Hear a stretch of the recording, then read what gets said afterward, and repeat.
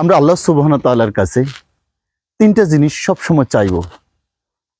এই তিনটা জিনিস আমাদের প্রত্যেকের জীবনে খুবই গুরুত্বপূর্ণ। এক নাম্বার, যে আমরা সবসময় আল্লাহ সুবহানাহু ওয়া তাআলার কাছে ঋণ মুক্ত চাইব, কারণ ঋণ মানুষকে উম্মাত পর্যন্ত বানিয়ে দিতে পারে। দুই নম্বর, শারীরিক সুস্থতা।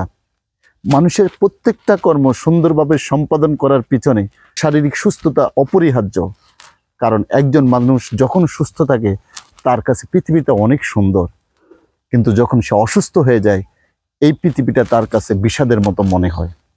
তিন নম্বর বিষয়, যেহেতু মুসলমান আমরা সব সময় আমরা ঈমানের সহিত মৃত্যুবরণ করার জন্য আল্লাহ সুবহানাহু ওয়া তাআলার কাছে চাইব, যে আল্লাহ সুবহানাহু ওয়া তাআলা আমাদেরকে এই দুনিয়া থেকে যখন বিদায় নেবেন, আপনার কাছে নিয়ে যাবেন আপনার রূহকে, তখন আপনি আমাদেরকে ঈমানের সহিত মৃত্যুবরণ করার তৌফিক দান করুন।